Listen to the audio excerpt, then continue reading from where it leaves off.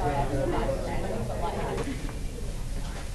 listen, please, don't talk. Bring it off the phone.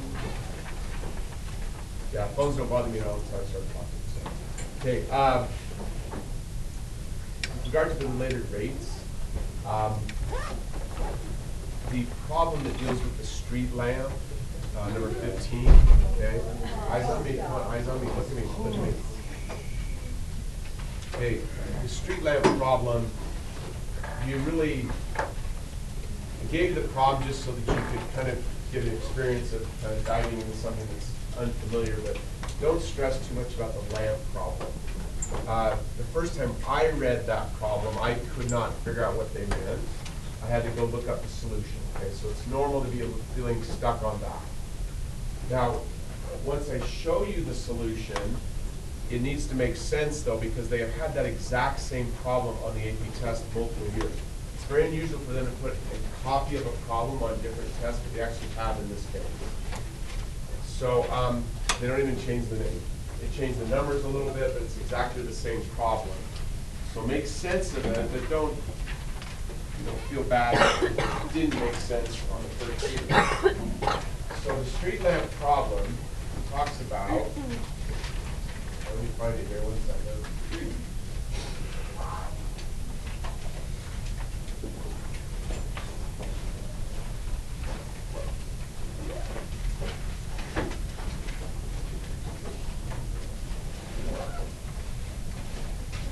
Okay, so here's what's described in the street lamp problem. So the lamp is 8 meters tall. The person is 2 meters tall. And the person walks away from the lamp. So think of the lamp as being the corner of the room. Okay, just the top corner. And I'm the person, so I walk away. The idea is that as light from the lamp shines everywhere, no light can shine right in front of me because the light is behind me. That's what creates the shadow. So here's the shadow. A little X distance. Question? You need me to say it again. Wave at me. Okay. They tell you that the shadow is lengthening by 4 meters every time 9 seconds elapses. That's what 4 ninths meters per second means, is that 4 meters every 9 seconds. That's how fast the shadow is growing. That means that's how fast length X is lengthening. We need to say that again. They ask you to find how fast the person is walking. And how fast the person walks is exactly the same thing as how fast Y lengthens. For example, if I'm standing here at the table, the distance between me and the table is 0. If I start walking at 1 foot per second, the distance between me and the table is increasing by 1 foot per second. It's identical to how fast I walk. Question? Cool. So that's the story. As the person walks, the shadow is going to lengthen because as it gets further from the lamp post, the angle gets, I should say, larger, and so you get a longer shadow. Questions about the situation? Okay. Now, to me, figuring out the situation without help, I think, is pretty difficult.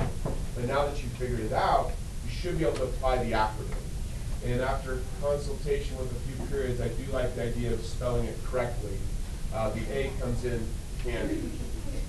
The D here also, I have added a second meaning to that because I found it helpful.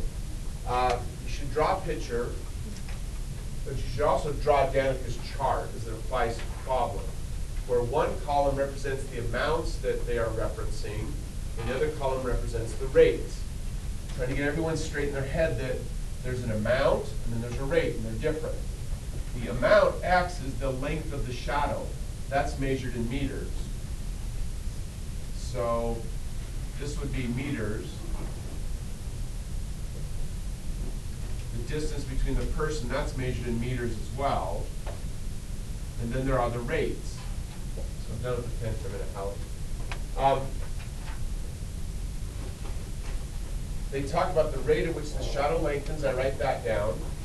They talk about and that references a certain amount. They talk about the rate at which the person is walking, so I write that down, and that references this amount. Any questions about the difference between amount versus rate? Cool. I've written down all the rates that they talk about. Now I need to come up with an equation. Just hold for a second. And the equation must involve the amounts that were described by the rates. So my equation doesn't involve dx dt and dy dt. My equation involves x and y. So this one also is a little bit hard the first time you do it because you haven't used this particular mathematical principle for probably a long time. So they expect you to pull out of your geometry knowledge the idea of a similar triangle. Similar triangles are easy to work with. We've got one large triangle here. We've got a small triangle inside of the large triangle. The two triangles are similar. That means we can compare their sides easily. So that's what I did over here. I took the distance x, and I divide that. So this side of the short triangle divided by this side of the short triangle, that gives me the x over 2 right here. Questions? I make the same comparison for the large triangle. So this side of the small compares to this side of the large, as this side of the small compares to this side of the large. That's why I have this equation right here. Wave at me if you'd like me to talk through that equation again. Awesome. Okay, I rearranged the equation a little bit because having denominators is kind of a pain. So I multiply both sides by 2 and by 8. But the 2's divide out, the 8's divide out, you end up with this equation right here. Questions to that? Awesome. It's like what prompted the idea to do this in the triangle thing. Mm-hmm. So really, on a related rate problem, I'm just going to go through my memory of everything I can think of they've ever asked. So they've talked about circles. So I remember area equals pi r squared. Circumference is 2 pi r. They talk about, I've seen a problem that involved a square before, but area of a square is simple. It's just one side times the other. The circumference of a square, really the perimeter, it's not really the circumference. The perimeter of a square is just the distance around, so that's easy to remember.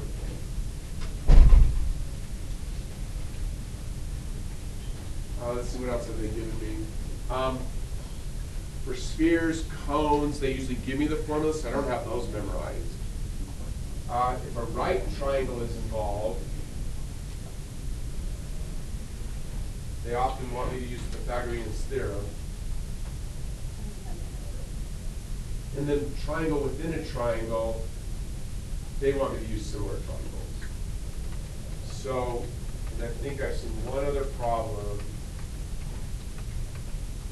on related rates where they expected me to use this.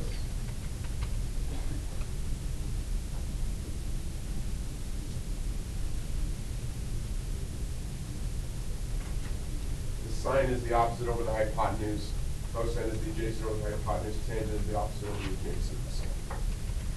Emily? For similar triangles, does it matter what's your numerator and what's your denominator? Like if you have written 2 over x equals 8 over x plus y. Yes. And there's actually a lot of different ways you can do it. So these could be flipped completely. I could have said x is to x plus y, as 2 is to 8. So any way you do it is fine. The way I chose is I don't want my variables in the denominator, so I deliberately wrote an equation where the variables are in the numerator.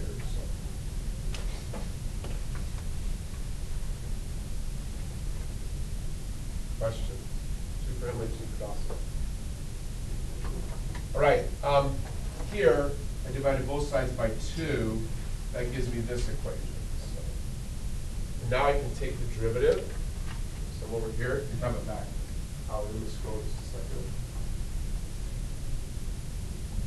Okay. Take the derivative of both sides. That gets me here. Plug in the fact that dx dt is 4/9. Let me just work it out. Questions?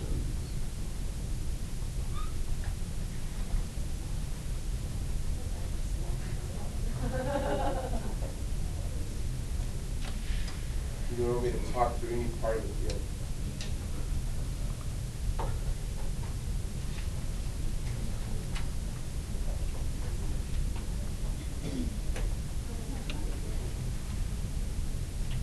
Anyone bring a different, and I don't like you looking for problems once you arrive, but if you planned ahead and you came to class with, hey, I've done a good job of getting through the entire homework, but I really would like to talk about this problem, I can help with that. Number 8. Stealing the cursor back now.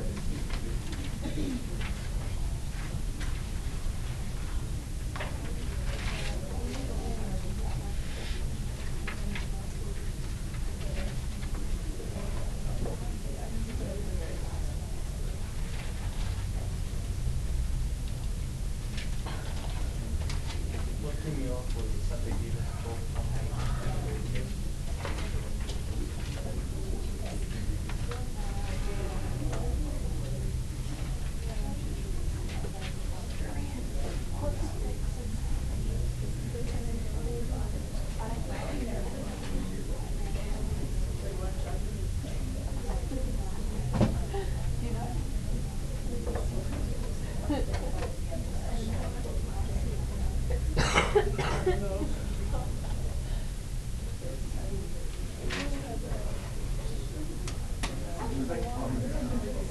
Oh, it's yours? There you go. That's fluffy.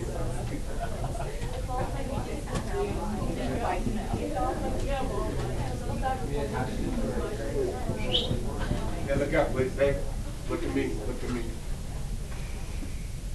Okay, we'll do some extra credits as we go through this one. So if you've already done it, you can just take the extra credit. If you haven't done it, you'll do it with me. I'll pay you extra credit. So do a picture and drew Danica's chart. As I read the problem, I start writing down the rates that they talk about, and I write down the amounts that are associated with the rates. So build this chart in your notes. Raise your hand when you have it done. Go, like, read the problem, build the chart. Just raise your hand when you have it. Read the problem, build the chart. Go. Just wait for everybody to do it.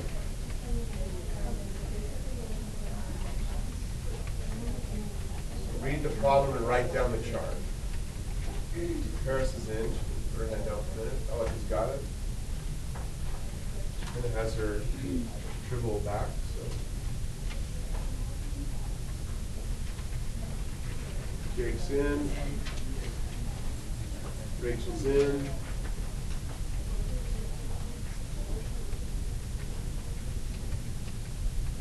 Read the problem, write down the rates that you are reading about, write down the amounts that correspond to the rates.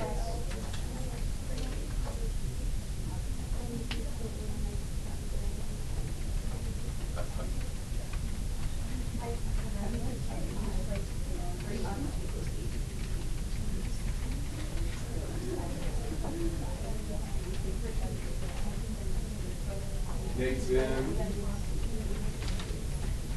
Allison's got it. Dawson's got it.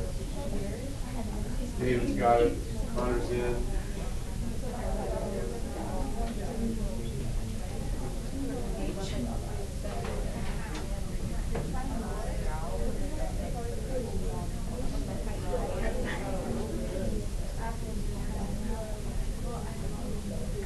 Okay, show me your hands. Who has it? Gotta see hands. Come on, keep your hands up. Don't put them down. Gotta see how we're doing. Show me your hand. Show me your hand. Laura, what'd you write? I think I made it up. Tell me what you wrote. You're good. A radius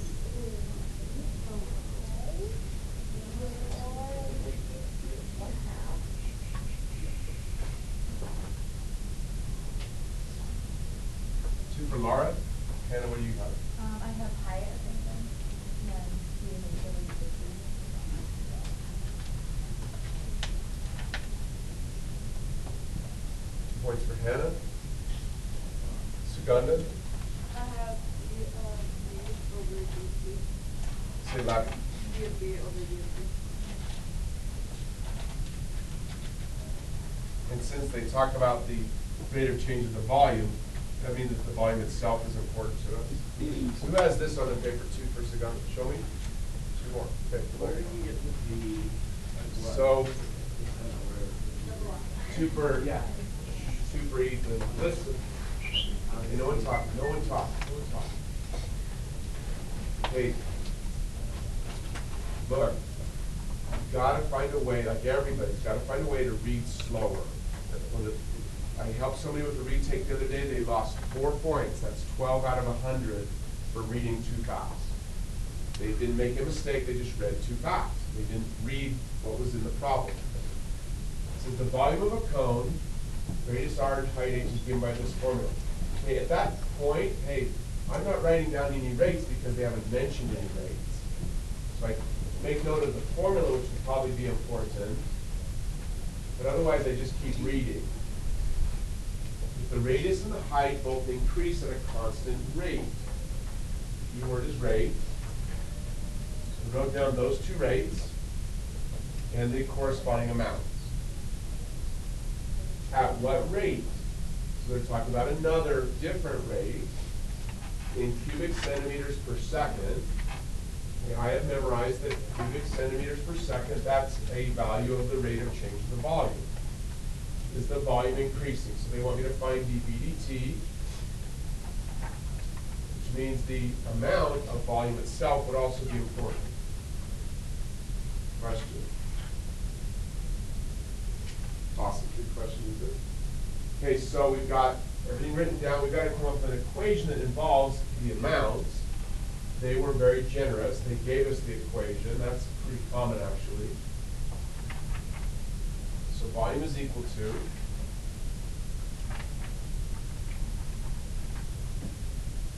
one-third pi r squared h.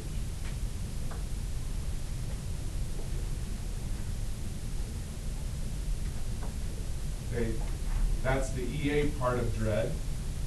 Take the derivative of both sides of this equation.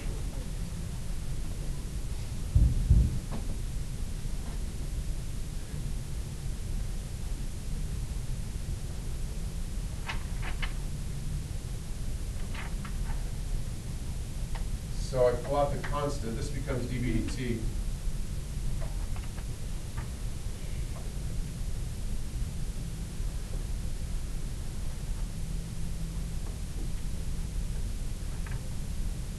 A common mistake at this point is people forget that you have to use the product rule, because R is changing and H is changing. Neither one of them is constant. As the cone enlarges, both of those dimensions get larger. When the question won't be the same thing again. So we have to use the product rule.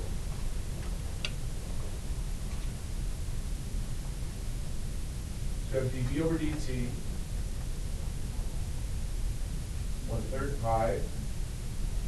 So the total ones, if I use the, Just the constant rule. Now I take the second function h and I multiply by the derivative of the first, so that would be dr squared over dt, plus r squared dh dt. So now I have dV dt equals 1/3 pi h 2r first power dr dt.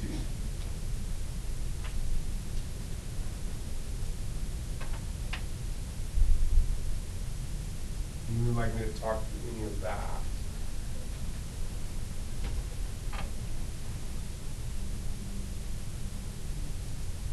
Please do. Why is it wrong to use the power rule first for that r squared instead of the product rule?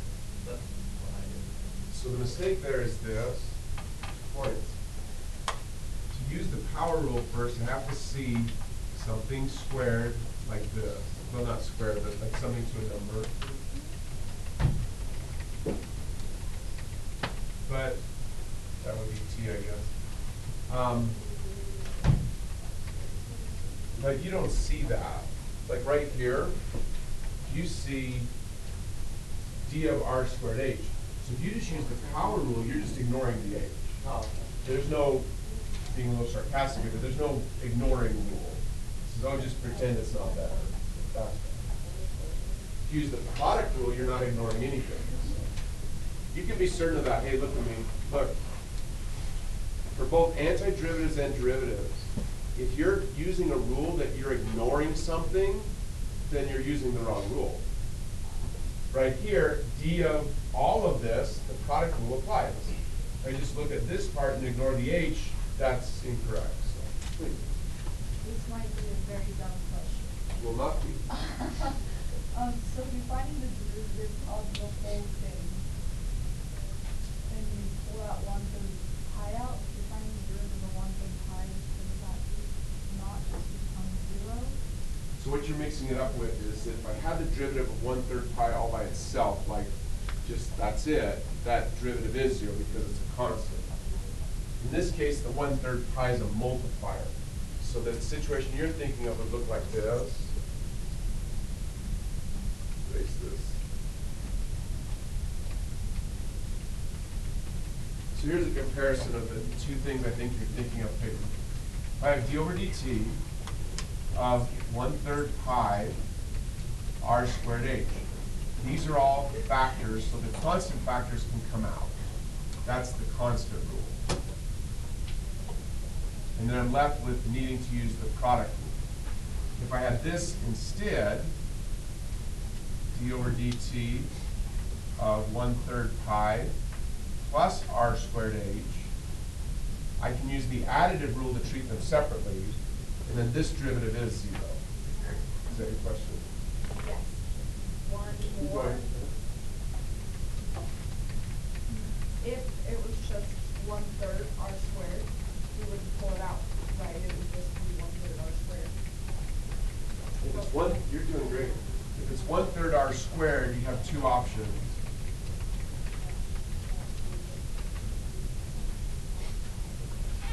You can just leave it and use our little shortcut. 2 times 1/3 is 2/3.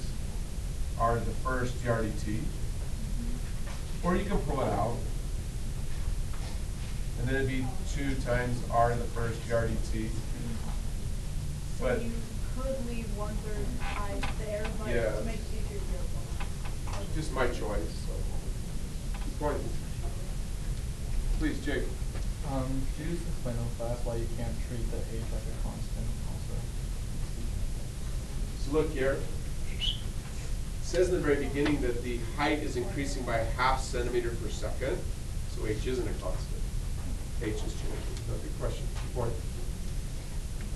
I've seen related rate problems where they say the height is 10 and the cone gets bigger, but only the radius gets bigger. It's like the cone gets kind of wider and the height stays the same. Then h is a constant. For Jake, anybody else? Now you just plug everything in. So you say dv dt equals 1/3 pi. They told us that the height is 9, the radius is 6. The RDT is half.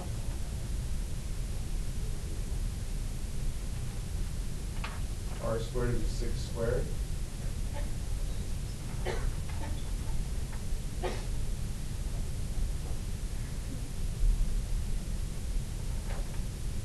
These twos divided to make 1. That leaves me with 54. Half of 36 is 18. 54 plus 20 would be 74. So 2 less would be 72. Third of 72 is 24.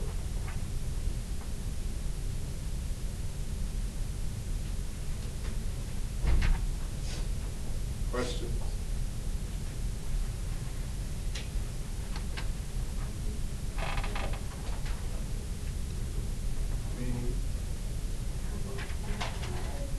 Anna? Laura? Laura?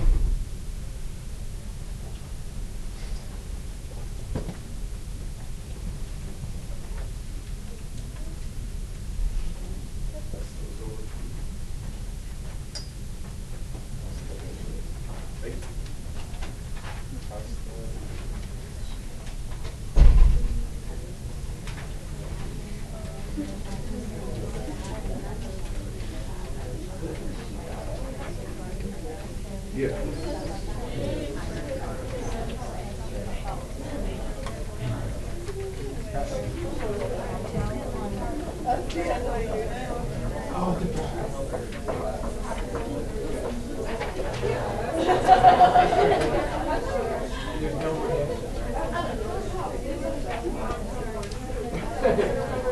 You're like, no, I have to talk about oh my gosh, no, that was like. Thank you.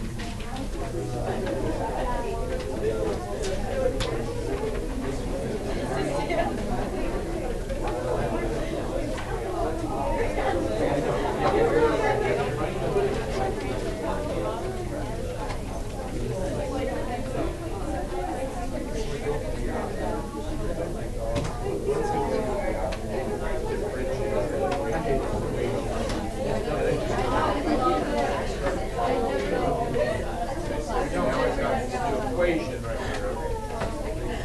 How does knowing what it is?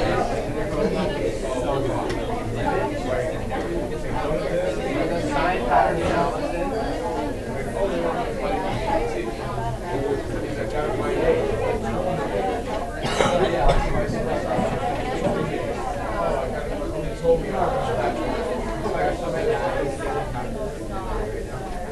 And I taught him to stand to the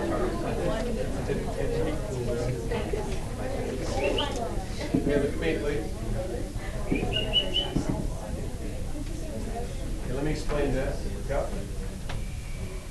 Okay, all eyes on me. Look at the phone away. Look at me. So make sure your phone is put away. And listen, the schedule's a little weird because tomorrow is the ACT, so seniors don't come. That means tomorrow is not an A or a B day, okay? It's just a test day. It's just a Tuesday. Okay? Hey, listen. So Wednesday is B day. So I will see you again on Thursday. Got it? Then you'll have the Friday, weekend. You don't come to school on Monday because it's a professional development day for the teachers. Okay? Glad to share the good news. Glad I can help, parents. All right. Hey. Listen. Listen. Don't talk when I talk. Don't talk when I talk. I can't handle the distraction. Cannot. Drives me up the wall. Unless I lose all focus and then you sit and stare at you like, what was I talking about? Then I have to whistle like a bird. Okay, so your test is on Tuesday, like a week from tomorrow. Okay, listen. Okay, as I've been telling you, this test covers the whole year pretty much.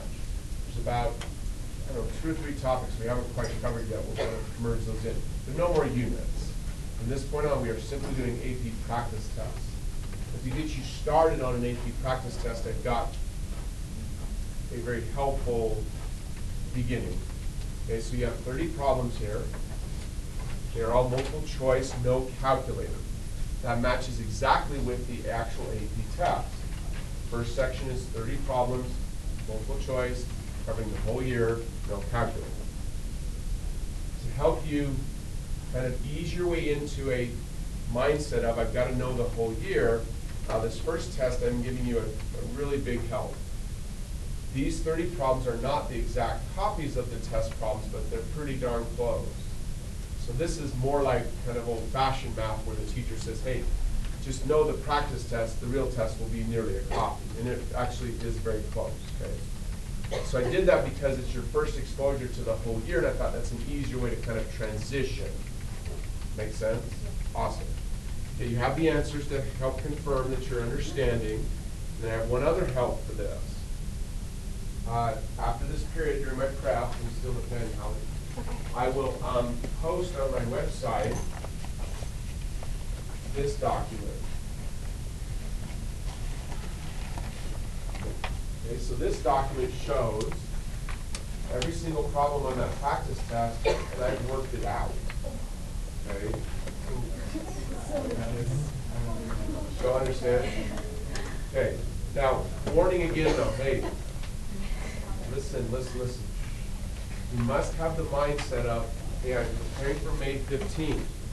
If I put all my effort into memorizing this test, it's not going to help very much. Because we've got to transition to full ADP tests where you haven't seen the problems, okay? But this is a good way to start.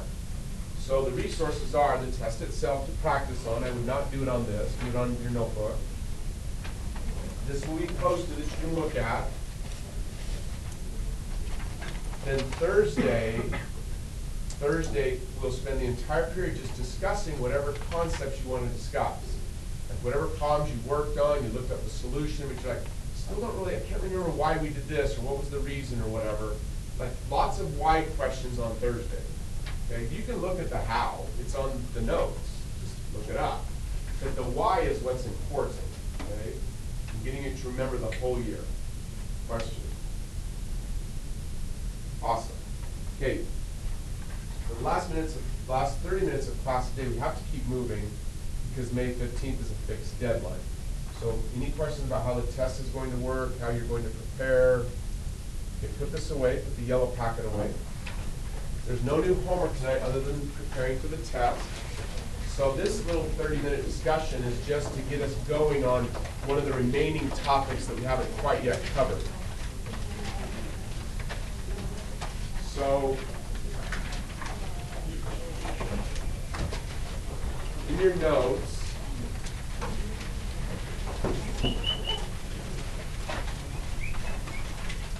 very nice.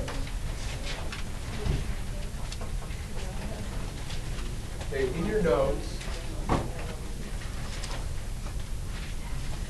please write down the formula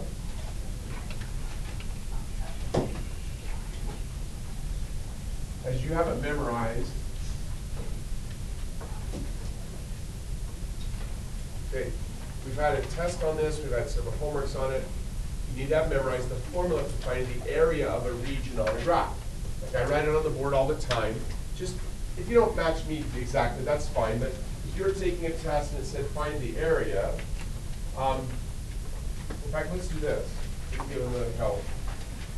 Look at this picture, right here.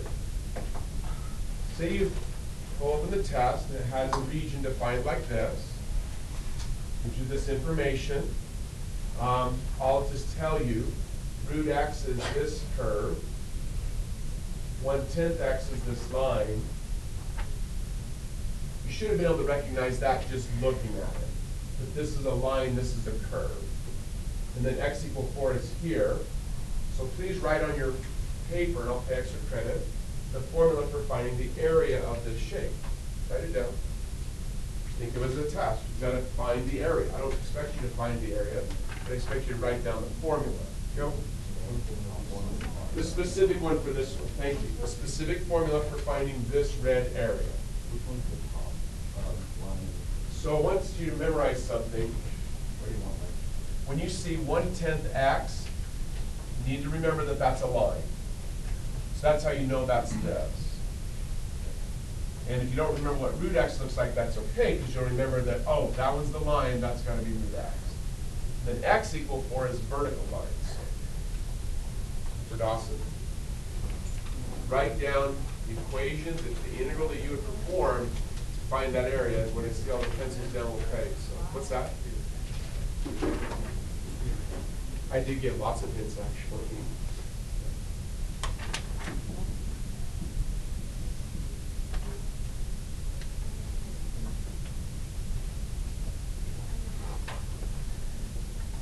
You're watching pencils here.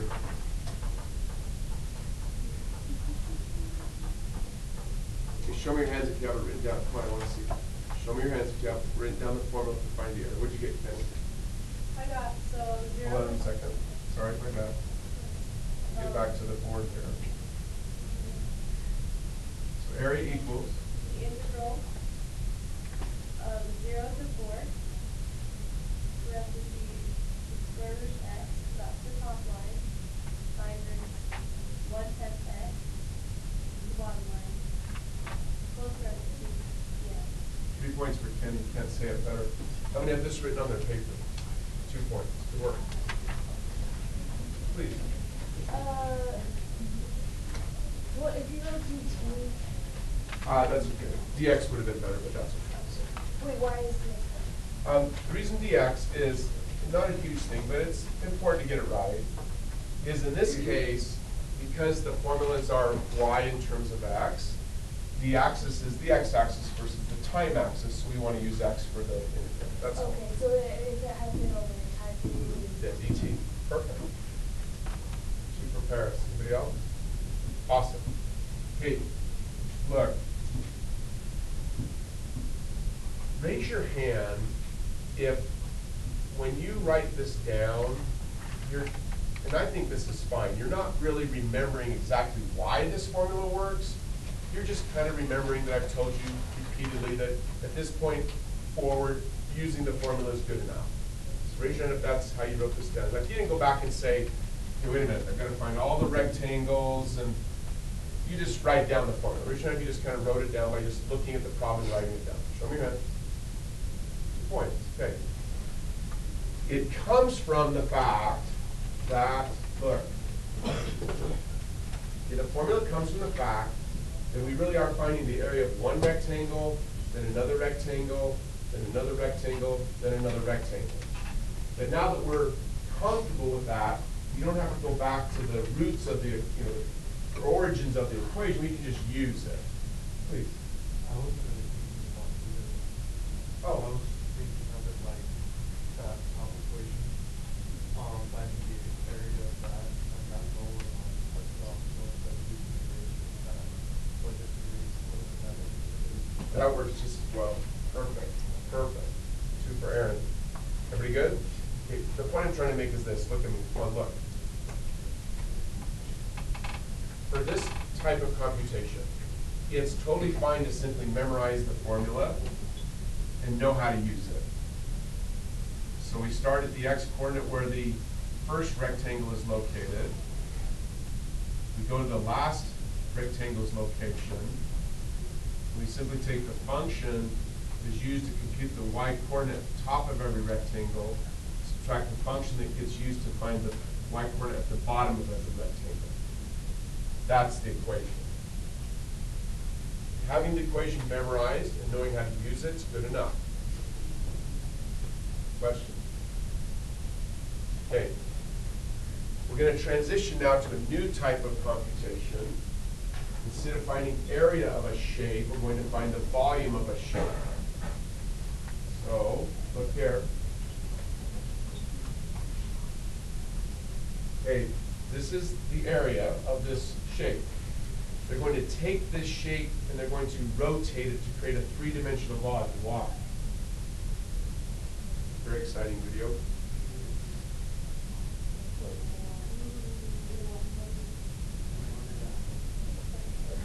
Okay, look. I don't have an escape. Oh, there we go. I dropped the escape for a second. Okay, 3-dimensional object. Look at me. Hey, look. Look. Okay, I'm going to show you a formula for finding the volume of this object. But just like area, hit escape for me, Holly.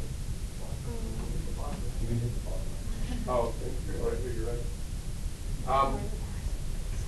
Okay, just like area. Sorry. Listen. You don't need to. Like, I'm going to show you where the formula comes from, but if you don't really get all the minor details, it's okay. As long as you know how to use the formula, you'll be successful on the AP test. So you know how to use the formula for finding area. I'm going to show you how to use the formula for finding volume. One important thing to note, though, is that the volume, like the area was this. Created by the different curves. Here they're drawing the area.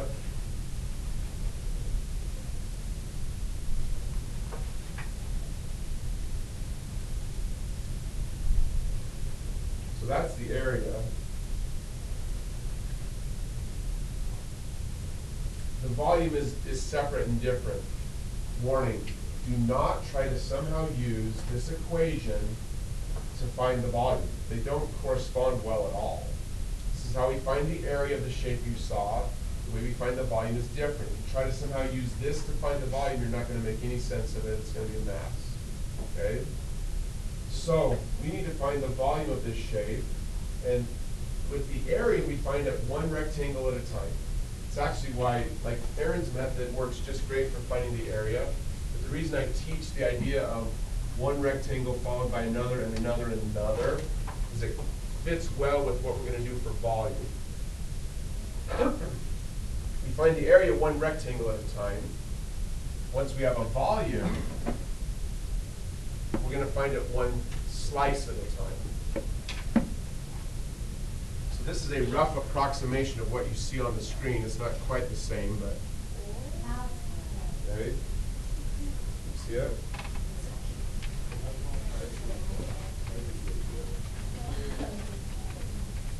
Yes. Sweet. Yeah, it's just slicing. Look at it. Come on, look at it. Okay, please notice. It's a rough approximation of what you see on the screen. Nod. Yeah? Yeah. Okay. Can you see what I'm talking about? Okay. Look. What I was saying before, when you think of volume, think of it totally separate from area. It's totally different. We're finding the volume of this shape. That's not finding this area. Like, they're totally different. You with me? Okay. For the volume, we do it one slice at a time. The theory is very simple. If you can compute the volume of this slice, and then you compute the volume of this slice, just add them all up, you have the total volume. Questions about the basic idea? Okay? Turns out that finding the volume of a slice is easy, because all the slice is just a circle with a hole in the middle. Okay? So to find the volume, we first find the volume of what you are looking at here, like no missing piece. Okay? So it's just the area of the circle, pi r squared, times the thickness of the slice. That's the volume. Wait, if you need me to repeat that. Okay? If we take away this piece, all we have to do is find the volume of this, which is just pi r squared times its thickness, and subtract. And now we'll have this volume. You need me to repeat that. So you take this. Oh, yeah, this is that part. You good? Yeah. Perfect. No. So this disc with as a solid piece, no hole. You have the radius here. Look. You take pi times this radius. Look at it. Squared. You get that times dx. You get that volume. And you go do the same for this circle. And then you subtract. You get that volume. Do you understand the idea? Okay. So here's what you're going to put on paper.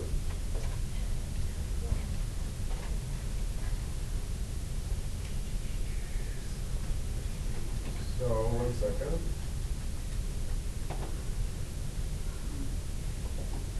So the area of a slice that's circular is just pi r squared. Write that down.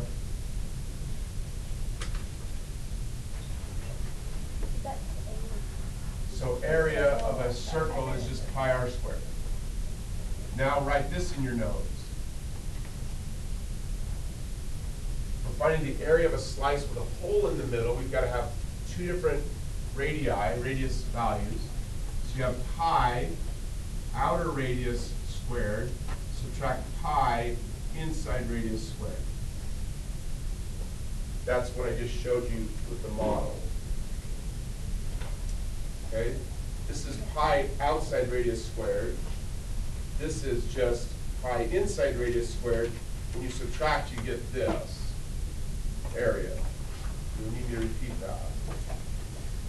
Okay? Look at this, the object. Notice how when it's rotated, it ends up looking like this.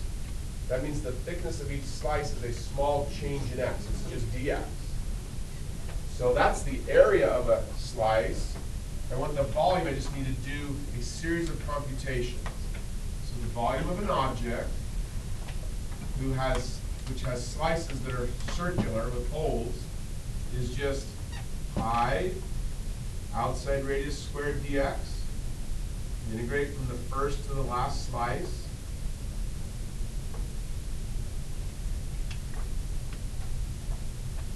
And do the exact same thing again.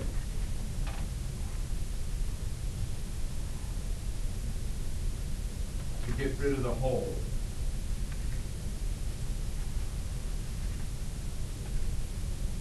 That's the formula for finding the volume of an object that looks like this. And all you have to do is be comfortable using the formula and you're all set. It helps to get it, and have a, how would you say, basic understanding that we're just doing slice by slice, right? Question? Please. So will you just plug in the numbers for like the first slide? So today we won't quite have time to talk about how to actually come up with the radius. I'll show you that in the future. But I wanted to get us started on the basic idea. This is a lot to write, so I have a way to write this shorter and more compactly. The pi, look, one integral minus another can be combined to make one integral. So in first and last, we'll just abbreviate. So write this down, please.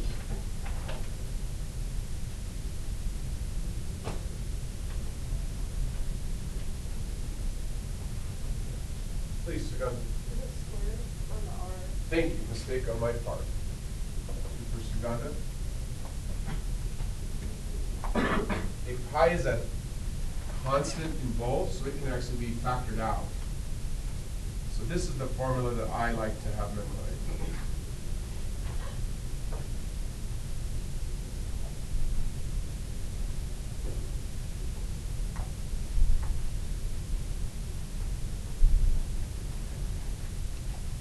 Question?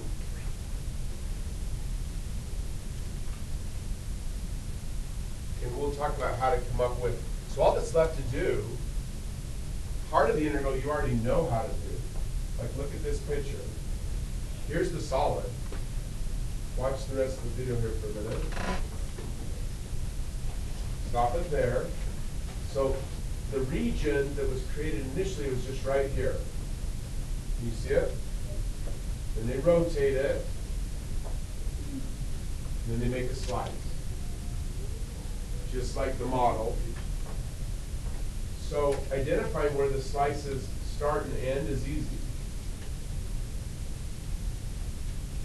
The first slice is right there, x equals 0. The last slice is right here, x equals 4. Please, go. So does like the formula account for the fact that the inside, like the radius that you're subtracting is getting smaller? Yes, because what we'll do, we won't do it today, but we will come up with a formula for the two radius values. Like, they won't be numbers, they'll be formulas themselves to account for the changing radius. Perfect. Anybody else? Please. Can you explain again where L and F came from? L just stands for the location of the first slice. I'm sorry, F is first slice, L is last slice. For David, 2 for Sugandha. Anybody else? Awesome. Okay. So the slices, that's easy. We'll talk about the radius later. Are we good? Okay. Notice, huge idea here. We are finding, when we did area of a rectangle, like area, all we're doing is we're integrating the length of every rectangle. When we do volume, we're just integrating the area of every slice. So basically, volume is always found by integrating the area of a slice.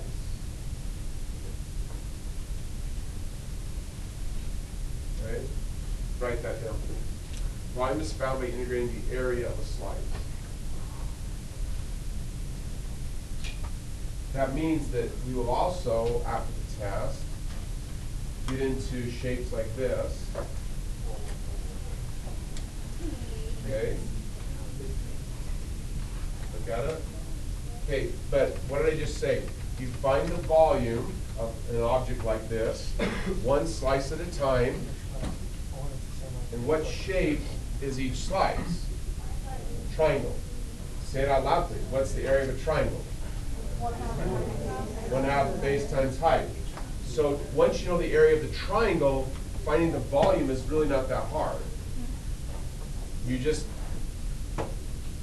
integrate the area of the slice from where the first slice starts to the last slice. If you get comfortable with that idea, this topic that will get a little harder after the test is easy. Question? Please, don't stretch it. Okay, this is another one. The slices are semicircle. Okay? But it's still just the area of a semicircle integrated. Now we're going to put something in your notes here, so pick up your pencil.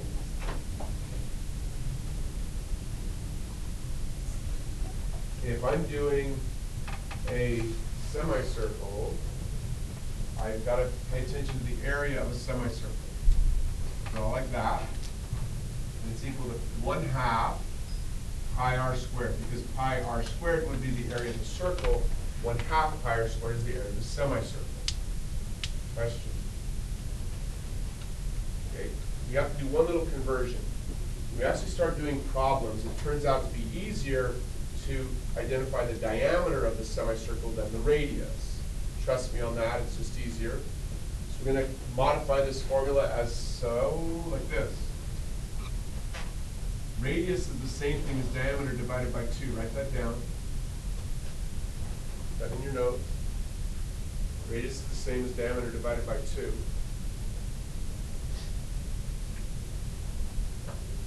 Squaring means to multiply by itself.